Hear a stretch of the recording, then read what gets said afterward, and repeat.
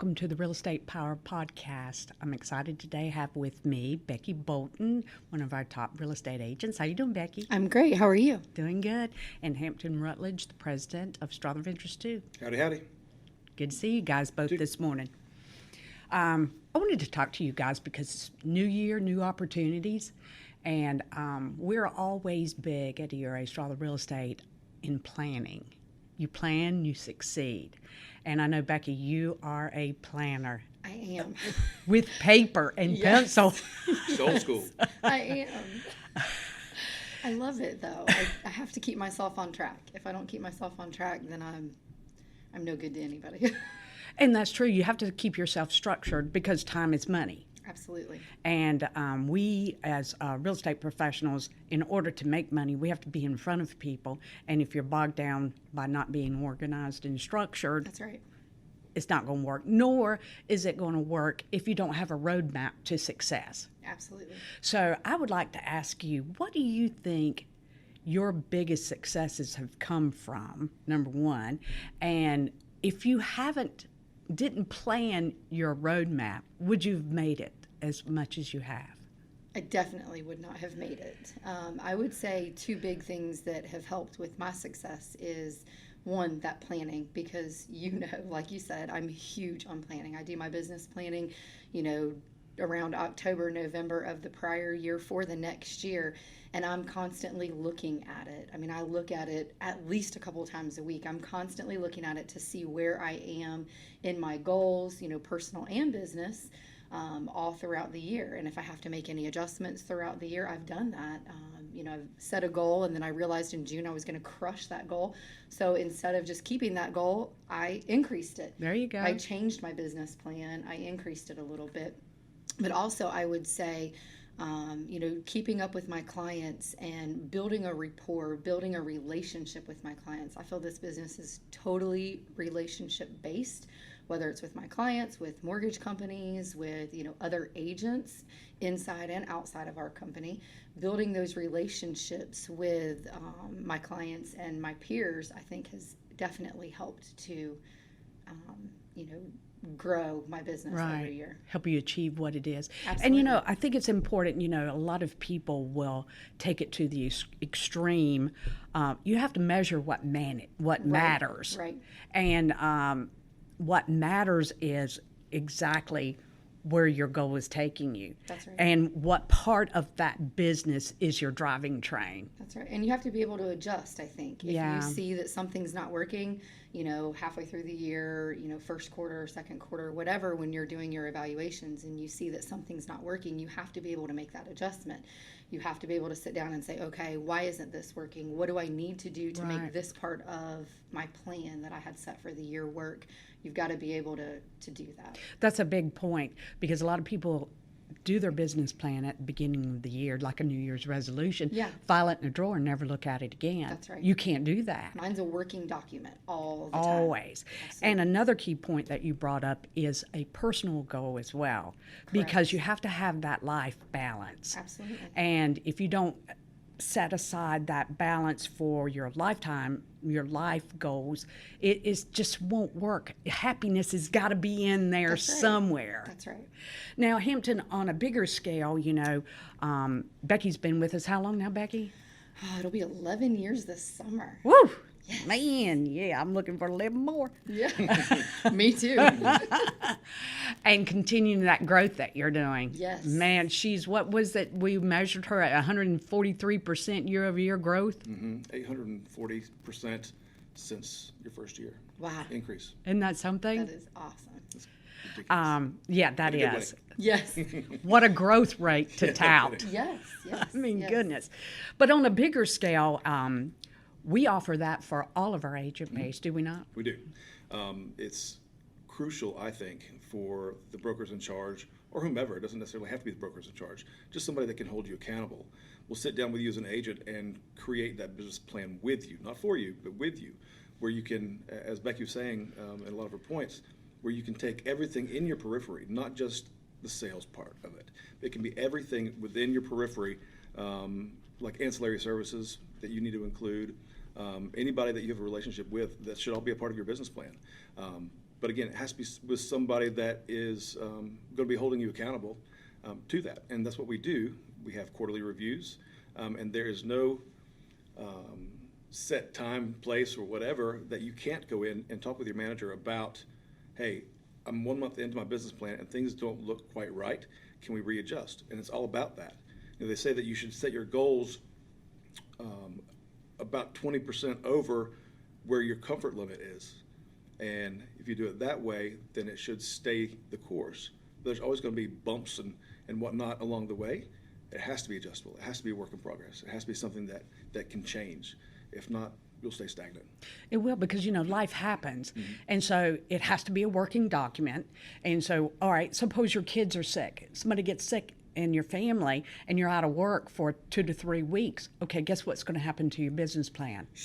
It's going to be, it's going to change. So you've got to get back in there, work with your broker in charge. Okay, so I missed this 3 weeks. What is it that I need to do to adjust that to meet the goal that I've originally set? Right.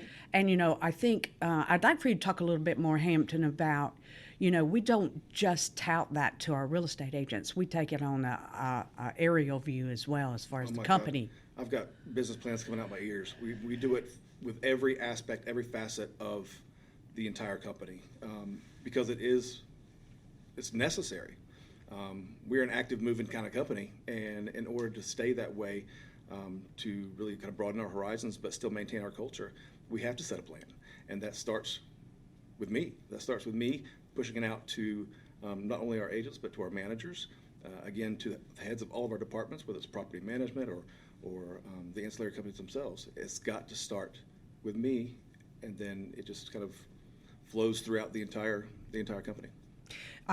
What we also kind of established for our leadership too is personal growth. And so we make sure that their goals are being set for personal growth, you know, because if we're trying to help Becki get from her 843% year-over-year growth or whatever she has, to get her to the next level that she needs to be, we've got to step up our game as well. Do we not? We do. And I think with her creating her team, and it's Growing. ever evolving and Yes, growing, yes. that can all be attributed to not only a strong leader, but to planning. And if I can say, I mean, another great thing about our management staff and how we do our business planning and stuff is that they have always taught me, at least, they teach us how to do that business planning ourselves as well. So I remember back in the day when Hampton was our broker in charge, and he actually taught me how to really create my business plan and, you know, really be able to work it so that I can make those adjustments. And now when I go in to do my business plan, I'm not going in and saying, okay, broker in charge, tell me how to do this, or you tell me what you've created for me. I've already created it. It's second nature. How do we Yeah, fine-tune it? and I know there at the end, you know, of his reign as broker in charge, he'd be like, Becki, okay, you've already done everything, you know, because Pick a new one. because he taught me how Yeah. to do it. And I think that's great about our management staff as well, is that they're not just sitting down and saying, here's your plan, this is what I want you to do. And they're teaching us how to create a plan that fits me. Yeah. The plan that fits me might not fit the next person, but they're teaching us how to create that plan and adjust it and work it for each individual. One of the things I love about our business plan itself is that it's not just an aerial view. It's not just saying, I want to have my total sales volume to be this, or I want my sides to be this, or whatever it may be. I want to earn this much money. It's not just that. And while all of those things are great, it actually gets into the main points, like what the action items are. So you take your idea, then you break it down into, okay, in order to reach this, I've got to do these 3 things, okay? The first thing is this. What are my action items to create that, or Yes. to make that happen? And it all ties into the bigger goal. Yeah, I think a lot of people are intimidated by the business plan, and that's why they don't do one. Right. And they don't understand it's the simplest thing. It can be done on a piece of paper, a notebook, or a napkin, or whatever that may be. But you have to have a roadmap to where you want to go. And it can't be a pipe dream. You know, it's got to be something that's realistic, but challenges you. And that's important. Now, on a company level, you know, we look at it from an aerial view and then work down and then plug back up into it.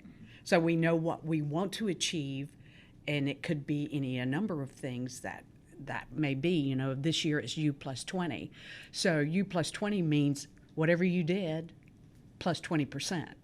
So that's obtainable, Yeah, right? absolutely. So if you kind of then take that extra 20%, break it down, would you be happy with 20% additional growth in your course. business? Absolutely. And if They we can can, say, I want 40%. yeah.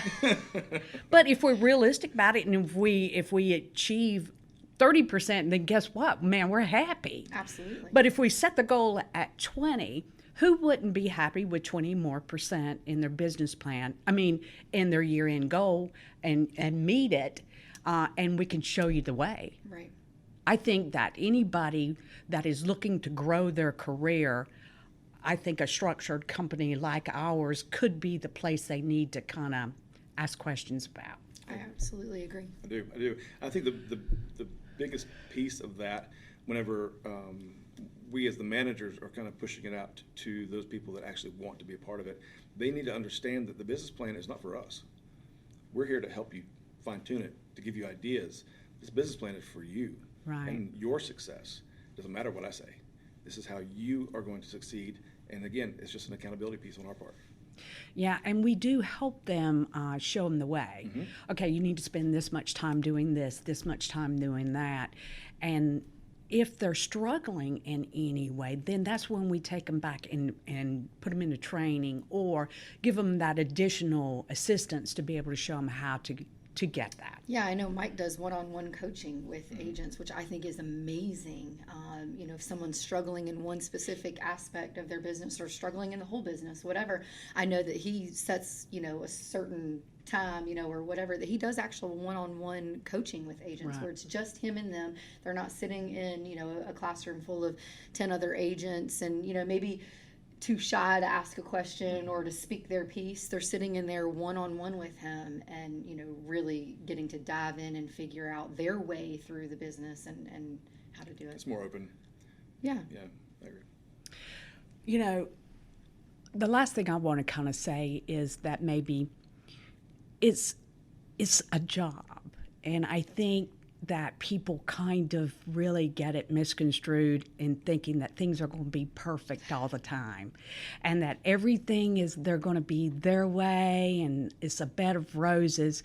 But I'd like for you to kind of expand upon that a little bit, Becki, by kind of saying, look, this isn't always easy, but it's not. Success is, Very it's a rewarding. narrow road.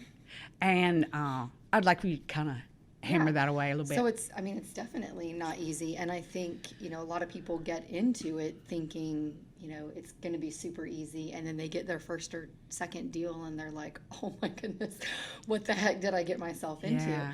And so it's definitely not easy. However, it's very rewarding.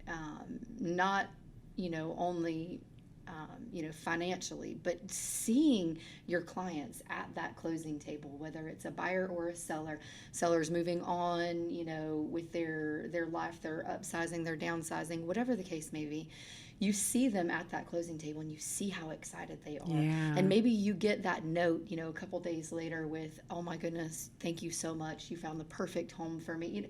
That to me is so rewarding, and that outweighs the difficult times that we have, as we're making our way through it. You lose sight of really what it's about. That's right. Sometimes we get bogged down. I know I've been managing real estate agents for quite some time, and to them sometimes it's kind of like more important where I sit or what kind of chair am I in? What does my desk look like? Am I in a private office or I am in here or I'm there? It's not about that. Is it? I mean, that's... If you're doing your job, if you're working your business and you're doing what you need to be doing for your own business, this is my business. Yeah. Yes, it's your business, but it's my business. Yeah. And if I'm doing what I need to do for my business, that stuff doesn't matter. I don't care what chair I'm sitting in. Heck, if I don't have the chair I want, I'm going to go buy me the chair I want because this is my business. Right. This isn't anyone else's business to run. Nobody needs to hand me certain things because I'm making my own way with my business. That's so true. And, the things that matter are taking care of your clients, growing your business, Yes. and all the fluff stuff that you want at the very beginning will come. That's right. I mean, because, I've been doing this now 30 plus years. So guess what? I didn't have the chair I wanted when I started. I hate to tell y'all I still guys don't. this. I'll have the chair I wanted. I didn't even have a desk. Yeah. I just kind of hung right. out. That's right. But what I did do was follow people around like you. I found a mentor and I followed around and I found out what was important in this business, zeroed in on that, and I made it happen. And everybody else can if they focus on the things that are important. The relationships, like Get you in said. here, build your business plan, do the action items, focus on the client, taking the service to them every single day, and I promise you'll make it. That's right. Absolutely. Thank you so much, guys. I greatly appreciate it. Thanks. Yes, ma'am. Sure thing.